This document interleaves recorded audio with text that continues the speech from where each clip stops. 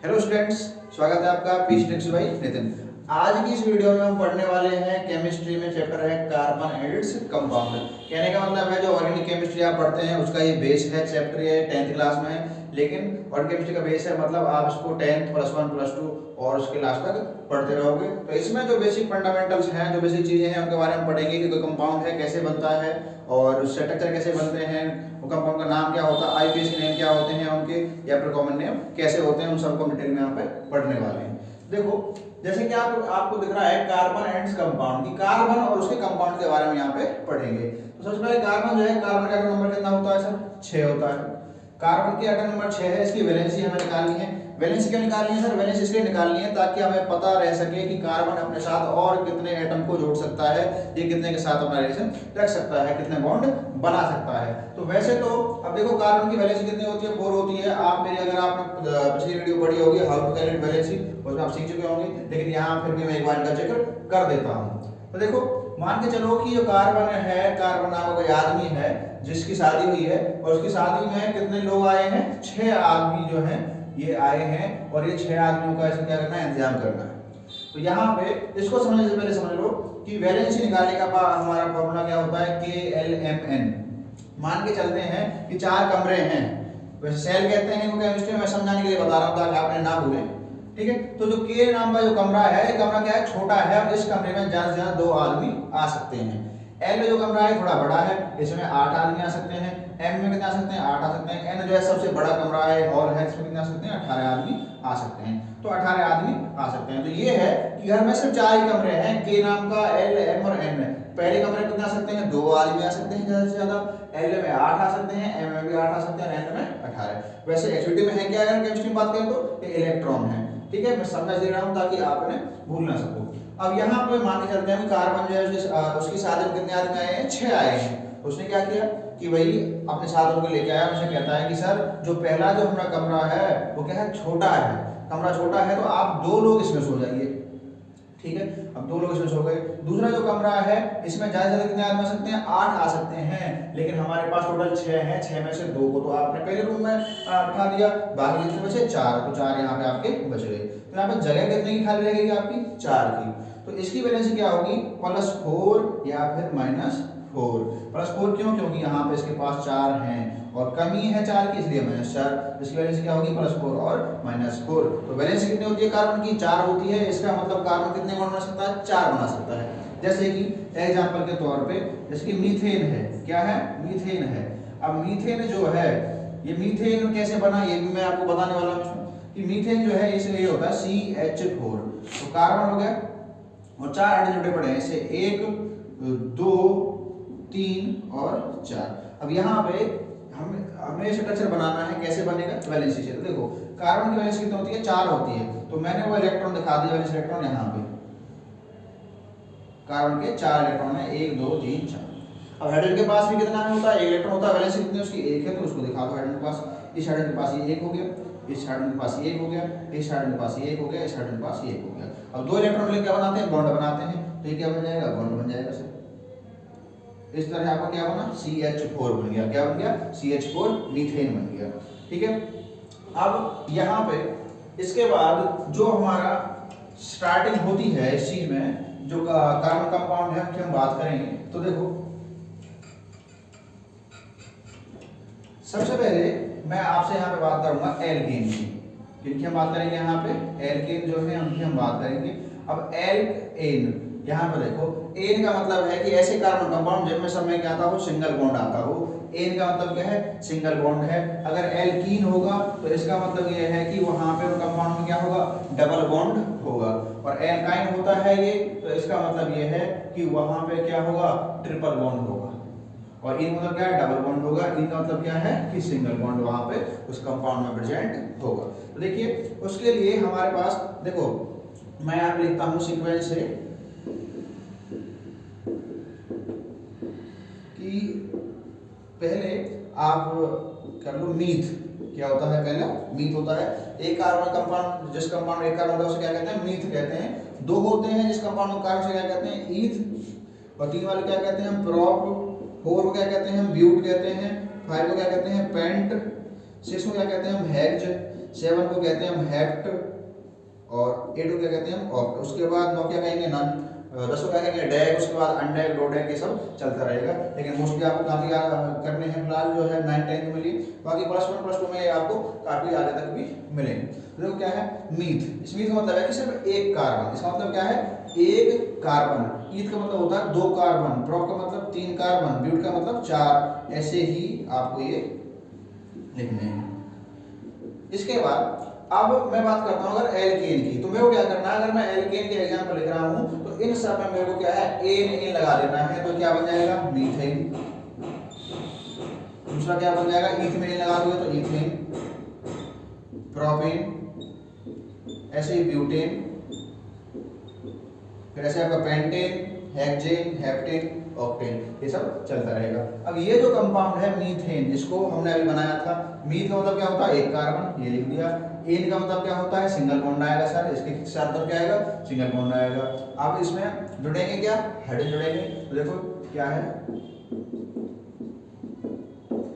ये क्या बन गया आपका मीथेन बन गया। सब जगह क्या है सिंगल बॉन्ड है, यहाँ पे सब वैलेंसी पूरी हो रही है, कार्बन वैलेंसी देखो पूरी हो रही नहीं हो रही, ऑक्टेट पूरा हो रहा नहीं हो रहा। कार्बन के पास एक इलेक्ट्रॉन ये था, खुद के पास एक ये था, एक ये था और एक ये था, 4 थे, ठीक है। तो हाइड्रोजन के पास भी एक था, एक ये था, एक ये था, हाइड्रोजन के पास एक ये था, एक ये था। इन दोनों ने क्या किया, उनको शेयरिंग कर दी, और शेयरिंग करने के बाद इसने क्या किया, अपना ऑक्टेट पूरा किया। तो कार्बन का ऑक्टेट पूरा हो गया इस तरह 8 इलेक्ट्रॉन से, 4 उसके पास खुद के पास थे पहले से, और 4 उसने ले लिए, 1 2 3 4, टोटल कितने हो गए 8। हाइड्रोजन का जो ऑक्टेट है 2 इलेक्ट्रॉन से पूरा होता है, तो यहाँ पे आपको दिख रहा होगा कि आपका जो हाइड्रोजन है उसके 2 इलेक्ट्रॉन से ऑक्टेट पूरा हो गया, 1 और 1 2, ऐसे इस हाइड्रोजन में, ऐसे इस हाइड्रोजन में, और ऐसे ही इस हाइड्रोजन में। तो ये क्या होता है, इनका ऑक्टेट पूरा हो गया। मैं बात करता हूँ ईथेन की। ईथ का मतलब क्या होता है 2 कार्बन, सर 2 कार्बन डाल दो। एन का मतलब क्या होता है, एन का मतलब होता है सिंगल बॉन्ड लगा दो। उसके बाद हमें देखनी है कि कार्बन की वैलेंसी कितनी होती है, 4 होती है, कितने बड़ा बना सकता है, मैक्सिमम 4 बना सकता है। तो एक तो ये बना दिया इसने, दूसरा, तीसरा, और ये आपका फोर्थ हो गया, ऐसे 1 2 3 4। यहाँ सब पे आप क्या रखोगे हाइड्रोजन, 1 2 3, 1 2 3, तो क्या हो गया आपका ईथेन हो गया। तो इसी तरह मैं डायरेक्ट बात करता हूँ ऑक्टेन की। तो ऑक्ट मतलब क्या होता है 8 कार्बन, 1 2 3 4 5 6 7 8, ये मतलब सिंगल बॉन्ड, सब जगह सिंगल बॉन्ड लगा दो। उसके बाद हमें वैलेंसी पूरी करनी है कार्बन की, तो कार्बन कितने बना सकता है 4 बना सकता है। तो एक तो यहाँ पे है 2 3 4, इसका के पास 2 हैं, 1 2 3 4, इसके पास 2 हैं तो 3 4, इसके पास 1 है तो 2 3 4, ये सब जगह आप क्या रखने हैं हाइड्रोजन रखने हैं। तो ये क्या बन गया आपका ऑक्टेन बन गया, क्या बन गया ऑक्टेन बन गया। अब यहाँ पे साथ ही साथ आपको पता होना चाहिए, बहुत ही इंपॉर्टेंट क्वेश्चन है जो आपका लगभग 5 से 6 बार रिपीट हो चुका है कि make the all structure of pentane. Pentane के हमें सारे स्ट्रक्चर बनाने हैं सर पेंटेन के। अब पेंटेन के जो स्ट्रक्चर बनाने हैं साइक्लो स्ट्रक्चर, वो ये कह रहा है कि कहाँ पे इसके कि एक बनाना है एन पेंटेन,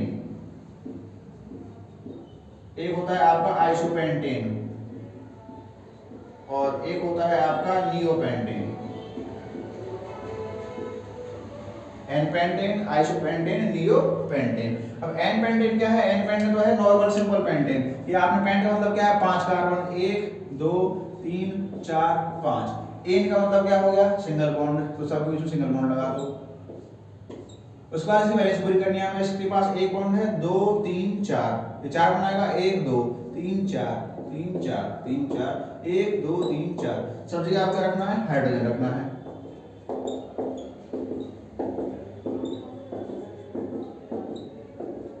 तो ये आपका क्या हो गया, ये आपका होता है एन-पेंटेन होता है। अगर मेरे को यहीं से आइसोपेंटेन बनाना तो ये क्या होगा, आइसोपेंटेन स्ट्रक्चर का एक तरीके से फॉर्मूला क्या होता है कि आपके पास जो कार्बन है उसके पास यहाँ भी एक फंक्शनल ग्रुप हो, यहाँ एक फंक्शनल ग्रुप हो, और सामने क्या हो सिंपल चेन हो, मतलब सीधी चेन हो, सीधी चेन हो। तो इसमें देखो क्या है, मेरे पास 5 हैं टोटल, ये कह रहा है आइसोपेंटेन, पूरे पेंटेन में 5 कार्बन होना चाहिए। लेकिन उसका फॉर्मूला क्या है जब आइसो को लिखने का, कि कार्बन के यहाँ और यहाँ ग्रुप होना चाहिए, एल्काइल ग्रुप, और यहाँ पे चेन होनी चाहिए। तो उस हिसाब से ये मैंने लिया कार्बन, यहाँ पे मैंने ये ग्रुप जोड़ दिया आपका एल्काइल, ये CH3 हो गया, ये जोड़ दिया मैंने यहाँ पे CH3 हो गया। इसके बाद पेंटेन में 5 कार्बन होते हैं, तो 1 2 3 3 तो आपके आ गए, यहाँ पे आएगा भाई CH2, और यहाँ पे आएगा आपका CH3, यहाँ आ गया H। वैलेंसी पूरी देख लो 1 2 3 4 सब जगह आपको कार्बन की हाइड्रोजन की वैलेंसी पूरी मिलेगी। तो ये क्या हो गया आपका आइसोपेंटेन। अब नियो जो है, नियो का फॉर्मूला क्या होता है? नियो का ये होता है कि सर जो कार्बन है आपका सेंटर, उसके तीनों तरफ एल्काइल ग्रुप हो और सामने क्या हो, चेन हो।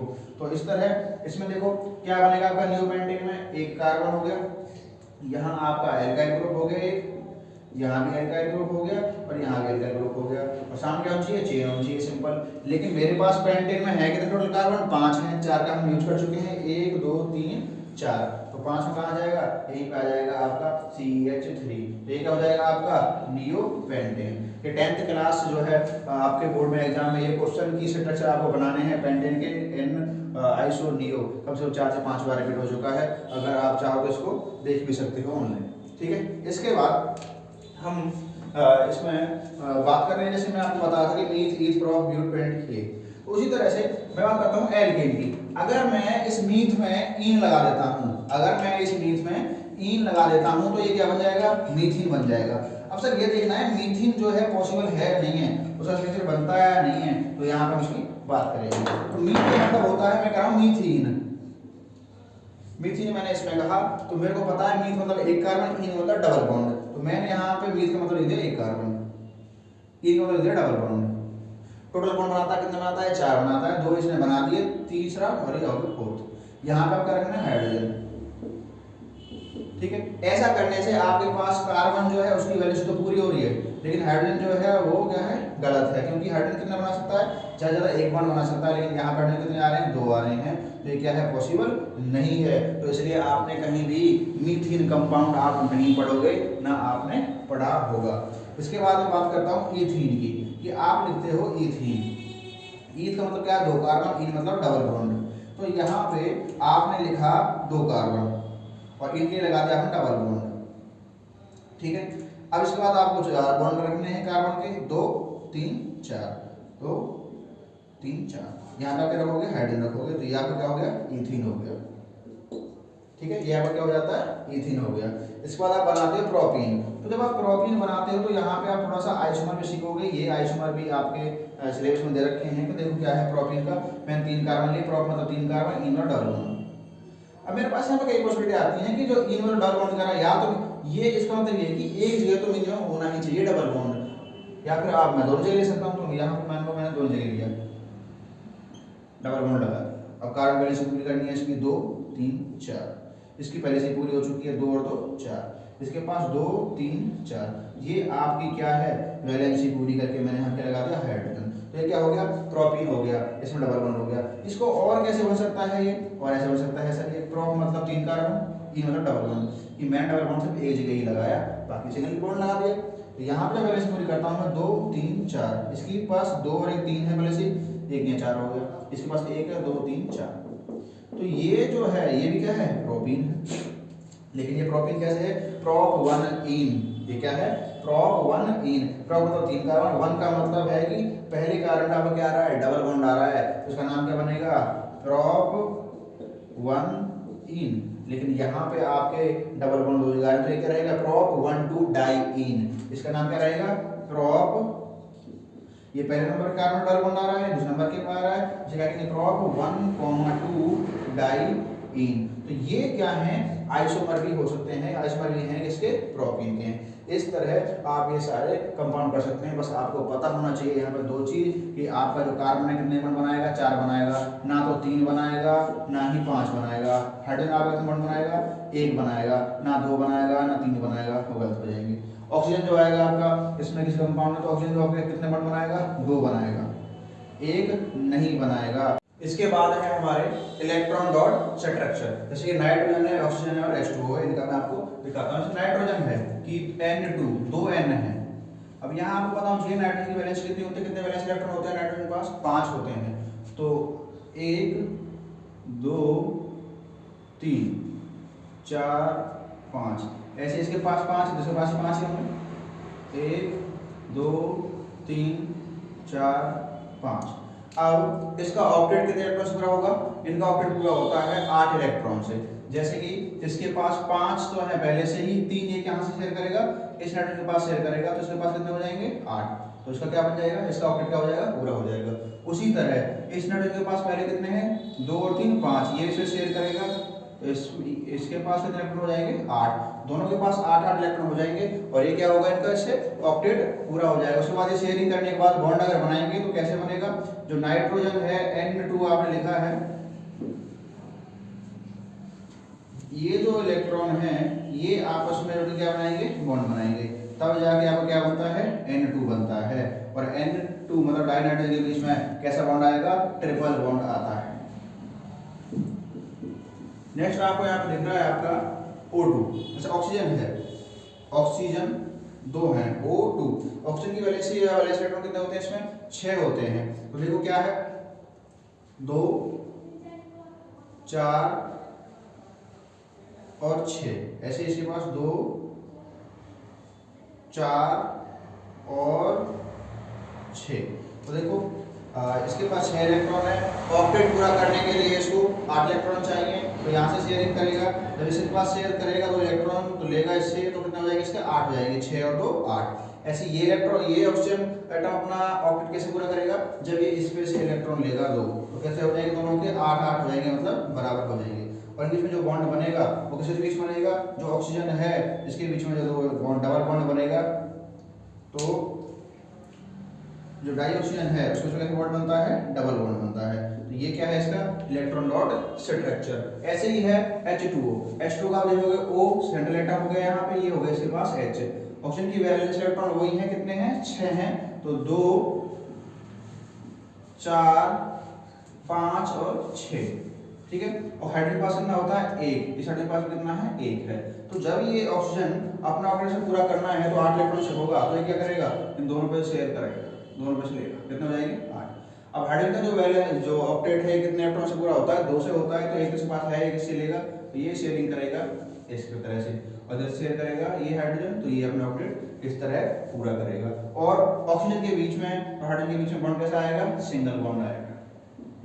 तो तब कैसे बनता है आपका H2O का स्ट्रक्चर बनता है, वाटर का मॉलिक्यूल बनता है। इसके बाद हम इसमें ये पढ़ने वाले हैं कि जैसे आपने सुना होगा मीथेनॉल या मीथेनॉल, एल्कोहल, ईथर या फिर एल्डिहाइड, कीटोन, उन सब के बारे में यहाँ पे पढ़ने वाले हैं। तो यहाँ पे कुछ फंक्शनल ग्रुप होते हैं, क्या होते हैं, फंक्शनल ग्रुप होते हैं।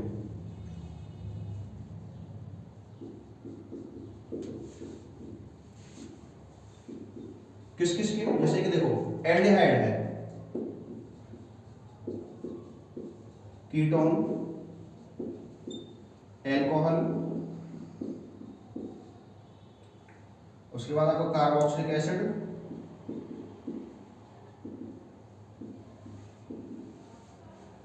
और आपका एस्टर, ईथर। देखो क्या है एल्डिहाइड का जो सिंबल है वो क्या होता है, CHO, क्या होगा, CHO।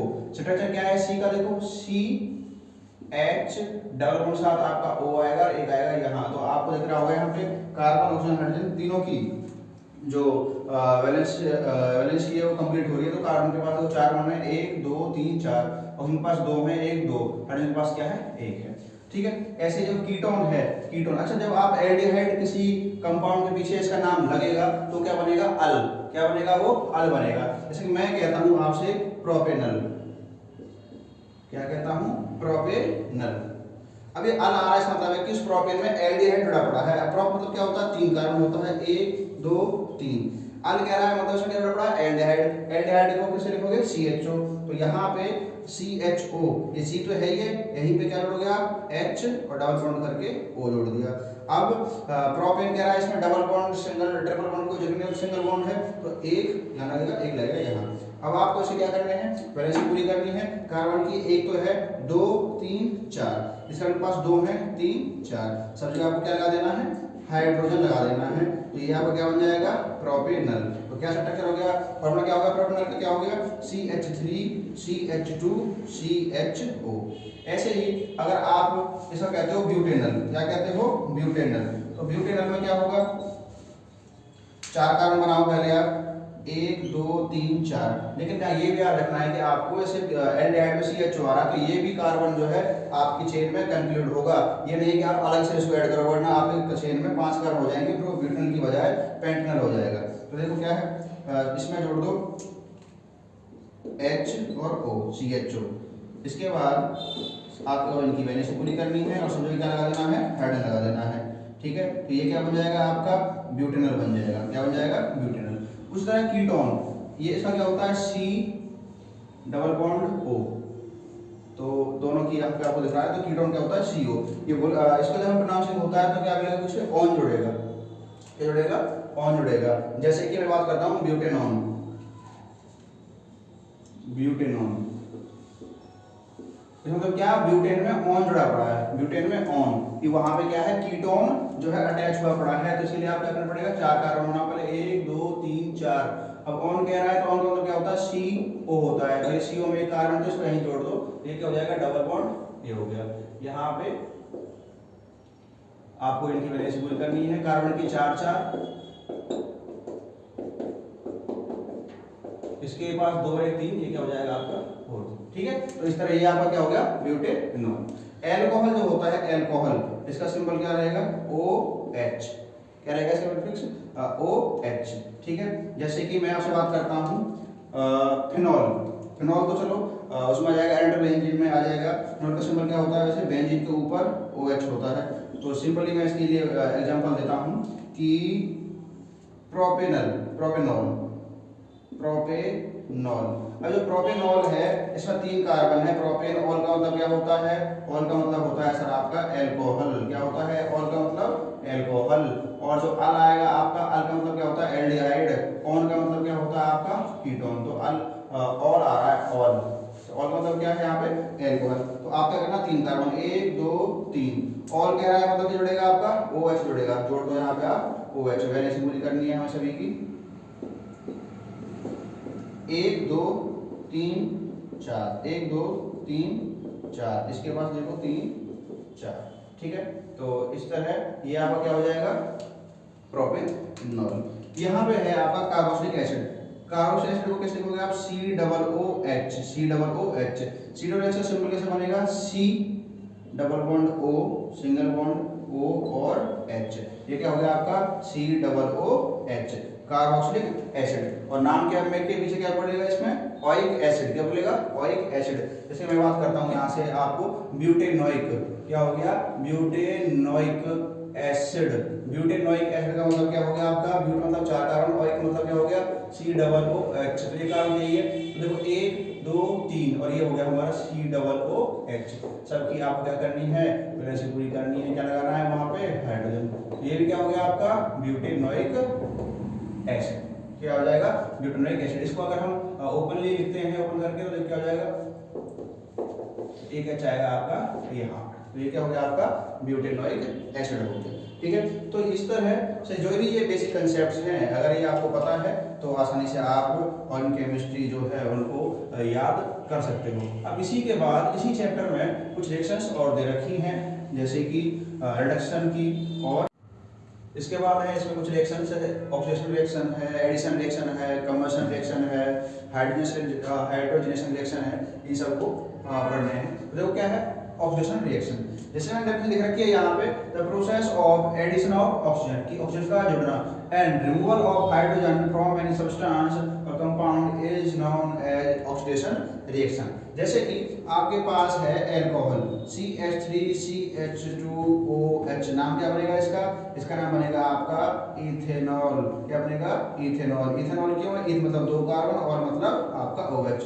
जब इथेनॉल का आप क्या करोगे, ऑक्सीडेशन करोगे। क्या करोगे, ऑक्सीडेशन करोगे। तो ऑक्सीडेशन किसके साथ होगा, इसका ऑक्सीजन के साथ होगा। और ऑक्सीडेशन जो होगा किसके पोटेंशियल में होगा, एक ऑक्सीडाइजिंग एजेंट है क्या, पोटेशियम परमैंगनेट KMnO4। 10th वालों रट लो, इसमें के ऑक्सीडेशन किस पोटेंशियल में हो रहा है, पोटेशियम परमैंगनेट KMnO4। अच्छा, यहाँ पे अब आपको एक चीज याद होनी चाहिए कि जब ऑक्सीडेशन होगा तो इसमें क्या होगा कि आपका हाइड्रोजन जो है क्या होगा, निकलेगा, ऑक्सीजन क्या होगा, ऐड होगा। देखो जब इथेनॉल का ऑक्सीडेशन होगा तो ये आपका इथेनोइक एसिड बनाएगा। क्या बनाएगा, इथेनोइक एसिड बनाएगा। अब इसमें इलेक्ट्रॉन क्या होगा, CH3COOH, ईथ मतलब 2 कार्बन और एक OH, तो क्या हो गया इथेनोइक एसिड। अब ये बनाएगा कैसे उसको हम यहाँ पे देखते हैं। इसलिए हो गया CH3 और ये हो गया आपका CH2, ये तो आपका हो गया OH। इसके साथ इसका आपने किया ऑक्सीजन किसके प्रेजेंस में, पोटेशियम परमैंगनेट की प्रेजेंस में और कुछ हीट के साथ। तो देखो क्या होगा, यहाँ से ये पहले बॉन्ड क्या होगा, इस एजेंट की वजह से यहाँ पे भी अटैक करेगा इस कार्बन पे, तो वजह से क्या होगा, हाइड्रोजन यहाँ से क्या होगा, रिमूव होगा। जब यहाँ पे हाइड्रोजन रिमूव होगा फिर दूसरा क्या है, ये हाइड्रोजन रिमूव होगा, क्योंकि ये इसमें क्या कर देगा, इलेक्ट्रॉन डेंसिटी बढ़ा देगा और हाइड्रोजन क्या से होगा, यहाँ से रिमूव होगा। तो यहाँ से हाइड्रोजन रिमूव होगा तो ऑक्सीजन क्या है, यहाँ पे आके ऐड होगा ताकि इसकी वैलेंसी जो है पूरी हो सके, 1 2 3 4। तो अब ये जाके क्या बना आपका CH3COOH, मतलब इथेनॉइक एसिड। ये हो गया आपका CH3COOH, इथेनॉइक एसिड। तो ऑक्सीजन आपका क्या होगा, आपका हाइड्रोजन निकलेगा और ऑक्सीजन क्या होगा, रिमूव होगा। तो यहाँ से देखो 2 हाइड्रोजन निकले हैं और यहाँ पे ऑक्सीजन ऐड हुआ है, तो हाइड्रोजन के साथ निकले हैं, ऑक्सीजन के साथ, तो उसको आप ऐसे लिख सकते हो माइनस में H2O। तो यहाँ पे आपने ऑक्सीजन का कितना इस्तेमाल कर लिया, 2 ऑक्सीजन का आपने क्या किया, यहाँ पे इस्तेमाल किया। एक ऑक्सीजन को आपने यहाँ पे ऐड किया, एक ऑक्सीजन आपका हाइड्रोजन के साथ रिमूव हो गया। नेक्स्ट है आपकी एडिशन रिएक्शन और सब्स्टिट्यूशन रिएक्शन। तो एडिशन रिएक्शन मतलब क्या है कि ऐड होना, कि क्या हुआ ऐड होना, सुनो, the reaction in which organic compound with double और triple bond combined with hydrogen atom, कि कोई ऑर्गेनिक कंपाउंड है इसमें डबल बॉन्ड है, कार्बन कार्बन डबल बॉन्ड है या फिर कार्बन कार्बन ट्रिपल बॉन्ड है, वो कंबाइन होता है विद हाइड्रोजन एटम, हाइड्रोजन के साथ, then such reaction are called addition reaction. ऐसी रिएक्शन को हम क्या कहेंगे, एडिशन रिएक्शन कहेंगे। जैसे कि यहाँ पे आपको दिख रहा है कि CH2 डबल बॉन्ड CH2, नाम क्या हो जाएगा इसका, इसका नाम होगा सर आपका इथीन। इथीन क्यों, ईथ मतलब 2 कार्बन, इन मतलब डबल बॉन्ड, तो क्या हो जाएगा ये इथीन। किस साथ जुड़ रहा है ये, हाइड्रोजन के साथ। जब ये हाइड्रोजन के साथ जुड़ेगा तो यहाँ पे होगा क्या कि ये जो डबल बॉन्ड है ये क्या है, ब्रेक होगा। तो डबल बॉन्ड ब्रेक होगा तो यहाँ पे क्या होना है आपका कि यहाँ पे और यहाँ पे किसकी कमी हो जाएगी, इलेक्ट्रॉन की कमी हो जाएगी। तो यहाँ पे आप जो 2 हाइड्रोजन है, एक अटैक करेगा यहाँ पे और दूसरा आएगा आपका यहाँ पे, तो ये क्या बन जाएगा आपके पास कि C, ये इसमें तो 2 तो इसके पास पहले से थे, H और H। अब यहाँ पे क्या हुआ, एक H आपका यहाँ आ गया, एक H यहाँ आ गया, तो क्या हो गया H और H। तो आपका इथीन से क्या बन गया यहाँ पे, इथेन। क्या बन गया, इथेन बन गया, आपका हाइड्रोजन जुड़ गया यहाँ पे। तो ये कंपाउंड में क्या हुआ, हाइड्रोजन का एडिशन हुआ है कार्बन कार्बन डबल बॉन्ड और ट्रिपल बॉन्ड के साथ किसी ऑर्गेनिक कंपाउंड में, तो ये क्या हो गई, एडिशन रिएक्शन हो गई। तो इथेन से क्या बन गया हमारा, इथेन बन गया, ठीक है। और ये जो रिएक्शन है एडिशन रिएक्शन, ये अनसैचुरेटेड कंपाउंड के साथ होगी, अनसैचुरेटेड कंपाउंड के साथ। अनसैचुरेटेड कंपाउंड कौन कौन से होते हैं, जिनमें डबल बॉन्ड हो या फिर क्या हो, ट्रिपल बॉन्ड होता है, उसे क्या कहेंगे हम, अनसैचुरेटेड कंपाउंड कहेंगे। सब्स्टिट्यूशन रिएक्शन क्या होती है, the reaction in which organic compound with carbon carbon single bond, कि कोई कंपाउंड है, ऑर्गेनिक कंपाउंड है, ऑर्गेनिक कार्बन कंपाउंड है जिसमें क्या है, सिंगल बॉन्ड है, वो रिएक्ट करता है कुछ मॉलिक्यूल के साथ, जैसे क्लोरीन हो गया या ब्रोमीन हो गया, और ये क्या करते हैं, वहां से हाइड्रोजन को रिप्लेस कर देते हैं, निकाल देते हैं, हाइड्रोजन क्या कर देते हैं, ये रिप्लेस कर देते हैं। तो ऐसे रिएक्शन को क्या कहेंगे, सब्स्टिट्यूशन रिएक्शन, कि हाइड्रोजन को हटा के वहां पे कोई और मॉलिक्यूल आ जाए। तो जब ये रिएक्शन होगी कि मीथेन जो है आपका, जब मीथेन आपका क्लोरीन के साथ रिएक्ट करेगा इन्फ्लुएंस ऑफ सनलाइट, तो क्या होगा, यहाँ से ये Cl जो है आपका अटैक करेगा इस पे, इस कार्बन पे, और H के ऊपर होता है प्लस, Cl के ऊपर होता है माइनस, तो एक H और Cl यहाँ से निकल जाएगा। जब ये H यहाँ से निकलेगा तो ये Cl जो है यहाँ पे क्या होगा, जुड़ जाएगा। इस वजह से क्या बनेगा, ये H H H, और यहाँ पे क्या आ जाएगा आपका, एक और H आ जाएगा। अब यहाँ से H निकला था वो Cl के साथ यहाँ से क्या हो जाएगा, H साइड प्रोडक्ट अलग हो जाएगा, HCl। तो यहाँ पे क्या बन गया आपका, सॉरी यहाँ पे क्या आएगा आपका, Cl आएगा, क्या आएगा, Cl आएगा, क्योंकि हाइड्रोजन का रिप्लेस किसने किया है, क्लोरीन ने किया है। तो का मीथेन से क्या बन गया, ये क्लोरोमीथेन। इसके बाद है आपकी नेक्स्ट रिएक्शन एस्ट्रीफिकेशन। एस्ट्रीफिकेशन में क्या होता है, एस्टर का बनना, एस्ट्रीफिकेशन एस्टर का बनना। गिव ए केमिकल इक्वेशन, ये क्वेश्चन आपका जो है कई बार रिपीट हो चुका है। तो देखो क्या है इसमें, the reaction of carboxylic acid and alcohol to form ester. जब कार्बोक्सिलिक एसिड मतलब COOH और एल्कोहल मतलब OH आपस में रिएक्ट करते हैं तो क्या बनाते हैं? एस्टर। और एस्टर का फॉर्मूला क्या होता है? एस्टर का फॉर्मूला होता है RCOOR। तो RCOOR ये क्या होता है आपका? एस्टर का फॉर्मूला होता है। तो यहाँ पे देखो R की जगह आपका क्या है? यहाँ पे मिथाइल है और इस R की जगह क्या है? आपका इथाइल है। तो RCOOR। तो यहाँ पे देखो क्या कह रहा है ये, the reaction of carboxylic acid with alcohol to form ester. तो कार्बोक्सिलिक एसिड और एल्कोहल फिर क्या बना रहे हैं? एस्टर। एग्जाम्पल तौर पे ये रहा आपका इथेनोइक एसिड, तो ये हो गया कार्बोक्सिलिक एसिड। ये रहा आपका इथेनॉल ऑल एल्कोहल। जब ये दोनों रिएक्ट करते हैं इन प्रेजेंस ऑफ सल्फ्यूरिक एसिड तो ये क्या बनाएंगे? ये बनाएंगे आपका एस्टर, CH3COOC2H5। वैसे तो ये एस्टर लेकिन नाम क्या है इसका? एथाइल इथोनेट है। क्या है? एथाइल इथोनेट। रिलीज क्या होगा इसमें से? H2O होगा। अब इसको याद रखने के लिए, थोड़ा समझने के लिए एक बात याद रखो कि जो H है इसके ऊपर साइन कैसा होता है? प्लस होता है। OH के ऊपर कैसा होता है? माइनस। तो ये प्लस माइनस दोनों आपस में अट्रैक्ट करेंगे, क्या बनेगा? H2O। और वहाँ से H2O क्या निकल जाएगा? तो ये होती है आपकी एस्ट्रिफिकेशन रिएक्शन। इसके बाद है आपका इसमें यूज ऑफ एस्टर।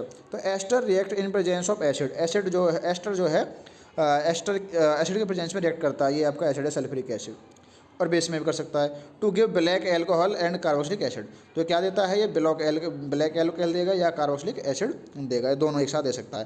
कहने का मतलब ये है कि अगर आप इसको रिवर्स करोगे कि आप एस्टर को अगर आप हीट करते हो एसिड के साथ तो ये क्या देगा? एल्कोहल देगा और क्या देगा?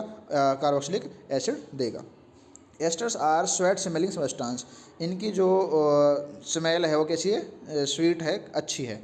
सो they are use in making perfume. तो परफ्यूम वगैरह बनाने में इसका इस्तेमाल किया जाता है, या फिर फ्लेवरिंग एजेंट, जो फ्लेवर मिलाए जाते हैं फूड में, फूड आइटम्स में, उसमें भी इसका इस्तेमाल किया जाता है। नेक्स्ट क्वेश्चन, इसके बाद आपका ये है नेक्स्ट क्वेश्चन कि describe the action of soap and detergent. कि सोप और डिटर्जेंट किस तरह काम करती हैं, किस तरह वो कपड़ों से गंदगी को, ग्रीस को, ऑयल को दूर करते हैं। तो देखो क्या कह रहा है, the cleansing action of soap and detergent is the based on the same basic principle. दोनों एक तरह से ही काम करते हैं, सोप भी और बेस भी। वो काम क्या है, किस तरह, कौन सा उनका प्रिंसिपल है? इस प्रकार है, the soap and detergent molecule have a long hydrocarbon chain. कि जैसे कि मान के चलो ये हमारे पास एक हाइड्रोकार्बन चेन है जिसमें क्या है? ये हेड है और ये टेल है। तो एक हाइड्रोकार्बन चेन है, उसमें क्या है? टेल पार्ट रहेगा और एक हेड पार्ट रहेगा। जो हेड पार्ट रहेगा वो उस पर चार्ज रहेगा आपका पॉजिटिव, और जो टेल पार्ट रहेगा उस पर चार्ज रहेगा आपका नेगेटिव। उसके बाद ये कह रहा है टेल इज हाइड्रोफोबिक। जो टेल है वो क्या है? हाइड्रोफोबिक है, मतलब वाटर से दूर रहेगा। But head is the hydrophilic. Head जो है ये वाटर में मिल जाएगा, घुल जाएगा। Due to the polar nature of water. Water के पोलर नेचर की वजह से। पोलर नेचर क्यों? क्योंकि प्लस और माइनस दोनों जो चार्ज जो हैं वो इस पर प्रेजेंट हैं, जिसकी वजह से इस पर क्या नेचर क्या हो जाएगा? पोलर नेचर हो जाएगा। ठीक है। उसके बाद they surround the ionic end of the soap and detergent molecule where tail remains free. ये कह रहा है कि जो आयनिक एंड है सोप का, डिटर्जेंट का, वो इस मॉलिक्यूल को, ऑयल को, स्टेन को घेर लेते हैं, और टेल क्या है? वहाँ से अलग रहती है। अब वो देखो यहाँ पे आपको डायग्राम में ये दिख रहा होगा कि ये क्या है? ऑयल है। ये क्या है? ऑयल है, ग्रीस है, जो किसी कपड़े पे लगी हुई है। ये हमारे सोप के मॉलिक्यूल हैं, जो भी आपको छोटे छोटे दिख रहे हैं सारे के सारे, ये क्या हैं? सोप के मॉलिक्यूल हैं। अब ये सोप के मॉलिक्यूल में आपको दिख रहा होगा कि हाइड्रोफिलिक एंड भी है और हाइड्रोफोबिक एंड भी है। तो जितने भी ये हाइड्रोफोबिक एंड हैं ये सारे के सारे क्या हैं? इस एक गुच्छा बना लेंगे, ग्रुप बना लेंगे। जैसे कि यहाँ पे अटैच हो रहे हैं, अगर आप देखोगे तो नीचे की तरफ सारे के सारे हाइड्रोफिलिक पार्ट हैं, हाइड्रोफोबिक पार्ट हैं, जो इस ग्रीस के चारों तरफ कवर कर रहे हैं। धीरे धीरे ये कवर होते जाते हैं और इसको पूरा कवर कर लेते हैं। कवर करने के बाद ये सारे के सारे हाइड्रोफोबिक पार्ट एक मिसेल बनाते हैं। The group of the soap is known as micelle. जब मिसेल बनाते हैं तो उस मिसेल के द्वारा ये उस डर्ट को, उस ग्रीस को वहाँ से हटा देते हैं। जैसे आपको दिख रहा है कि पहले यहाँ पे ग्रीस है, इसके चारों तरफ इन्होंने स्टेन बनाया और ज़्यादा ये हाइड्रोफोबिक पार्ट्स भी अटैच होने लगे, और ये क्या कर रहे हैं? ये इस कपड़े से इस ग्रीस को, इस डस्ट को यहाँ से निकालने का काम कर रहे हैं, और एक टाइम पे क्या है? इसको यहाँ से अलग कर देंगे। तो उसके लिए भी देखो यहाँ भी आपको ऐसे दिख रहा है कि ये आपके सोप मॉलिक्यूल है, तो उस सोप मॉलिक्यूल में ये हेड पार्ट हो गया, ये टेल पार्ट हो गया, तो ये हाइड्रोफिलिक एंड है, ये आपका क्या है, हाइड्रोफोबिक एंड है। ठीक है, ये रहे आपके Na plus Na plus Na plus Na plus. ये कौन सा पोर्शन है आपका, ये टेल वाला, ये आपका है टेल वाला पोर्शन। ठीक है, जो आपका क्या कर रहा है, इस डर्ट को यहाँ से दूर करने की कोशिश कर रहा है। उसके बाद है the way of soap and detergent molecule dissolve water form group of micelle. क्या बनाता है, मिसेल बनाएगा। क्या कहते हैं उसको, हम मिसेल कहते हैं। उस मिसेल में होता क्या है, जो हाइड्रोकार्बन जो चेन है वो क्या है, ग्रीस के चारों तरफ चढ़ जाती है और वहाँ से डर्ट को दूर कर देती है। इसके बाद है difference between diamond and graphite, कि डायमंड में और ग्रेफाइट में क्या डिफरेंस है। तो देखेंगे यहाँ इसको हम, कि देखो डायमंड जो है इट इज ट्रांसपेरेंट सॉलिड, की इसमें से आप आर पार देख सकते हो। अगर आप डायमंड को अपने आँख के सामने रखते हो तो इसमें से आप आर पार देख सकते हो, तो इसलिए क्या लिखा है, दे आर ट्रांसपेरेंट सॉलिड। ये कह रहा है they are greyish and non transparent solid, थोड़े ग्रे कलर में होंगे, और ये क्या है, नॉन ट्रांसपेरेंट हैं, इसमें से आप आर पार नहीं देख सकते। It is bad conductor of heat and electricity, ये क्या है, इसमें से डायमंड में से हीट भी प्रोड्यूस नहीं होगी और इसमें करंट पास नहीं होगा, but it is a good conductor of heat and electricity. जैसे कि आपने ये ग्रेफाइट कहाँ देखी है, मैं एक नॉर्मल एग्जांपल बताऊं, जो पेंसिल है, पेंसिल में जो निब होती है वो किसकी होती है, ग्रेफाइट की होती है, और उसमें से करंट पास हो जाता है। It is very hard, diamond जो है बहुत ज़्यादा हार्ड है। It is hardest non substance, बहुत ज़्यादा हार्ड सबस्टांस है। इट इज़ कंपेरेटिवली सॉफ्ट, ये वैसे तो ये भी ग्रेफाइट भी हार्ड होता है, लेकिन डायमंड के मुकाबले ये क्या होता है, सॉफ्ट होता है। Melting point is quite high, जो मेल्टिंग पॉइंट है डायमंड का वो ज़्यादा होता है, और ये क्या है, मेल्टिंग पॉइंट ग्रेफाइट का कम होता है इसके मुकाबले, डायमंड के मुकाबले, लेकिन वैसे इसका मेल्टिंग पॉइंट क्या होता है, ज़्यादा होता है। तो ये क्वेश्चन क्या है आपका, बड़ा ही इम्पोर्टेंट है। इसके बाद ये आपका क्वेश्चन है कि why carbon form such a huge carbon compound, कि कार्बन में क्यों क्षमता होती है, क्यों उसकी टेंडेंसी है कि वो बहुत सारे कंपाउंड बना सकता है। तो इसके 3-4 फैक्टर हैं जिससे बहुत सारे कंपाउंड बना सकता है। पहली बात तो है कैटनेशन प्रॉपर्टी, दूसरी इसकी टेट्रा वैलेंसी है। तो देखो क्या है, the number of carbon compound is so large, जो कार्बन कंपाउंड है बहुत ज़्यादा हैं, क्यों, उनकी प्रॉपर्टी इस प्रकार है, क्यों है ज़्यादा। Carbon atom have tendency to form bond with other atom, ये कह रहा है कि कार्बन जो बॉन्ड है वो किसी और के साथ भी बॉन्ड बना सकता है, किसी और एलिमेंट के साथ, कंपाउंड के साथ बॉन्ड बना सकता है। This property of carbon is known as catenation, तो कार्बन में क्षमता है, कार्बन में टेंडेंसी है कि वो किसी और कंपाउंड, किसी और मॉलिक्यूल के साथ जुड़ के बॉन्ड बना सकता है। तो इस प्रॉपर्टी को हम क्या कहते हैं, कैटिनेशन, क्या कहते हैं, कैटिनेशन। दूसरा है टेट्रा वैलेंसी, की जो वैलेंसी है कार्बन की वो कितनी है, 4 है, कितनी है, कार्बन वैलेंसी 4 है। Because of this carbon form lots of compound with hydrogen, इसकी वजह से ही ये कार्बन के साथ, ऑक्सीजन के साथ, नाइट्रोजन के साथ बहुत ज़्यादा कंपाउंड बनाता है। ठीक है, तो इस वीडियो में जो कुछ भी इस चैप्टर में आपके इम्पोर्टेंट टॉपिक थे, जैसे कि मैंने आपको क्या है कि बताया, कोई कंपाउंड है, कोई नाम है, कैसे बनेगा, इलेक्ट्रॉन डॉट स्ट्रक्चर वो कैसे निकालेंगे, वो हो गए आपके, या फिर जो आपकी रिएक्शन थी इसमें 4-5, तो वो हमने इसमें पढ़ी है। जो कौन कौन सी रिएक्शन, जैसे कि एडिशन हो गई आपकी, या फिर ये आपका सब्स्टिट्यूशन हो गया, ऑक्सीडेशन, सैपोनिफिकेशन, एस्टरिफिकेशन, और कोई कंपाउंड कैसे बनता है, जैसे कि methane, ethane, propane, butane, ethanol, propanol, वो सारी चीज़ें जो भी हैं, जो कुछ भी इसमें चैप्टर में इंपॉर्टेंट था वो सब कुछ हम पढ़ा चुके हैं, जो आपके एग्जाम के लिए बहुत इंपॉर्टेंट होने वाला है। तो इसको पढ़ना आपने जरूर है, बार बार रिवाइज करके देखना है। तो वीडियो को जरूर शेयर करें, लाइक करें। Thank you.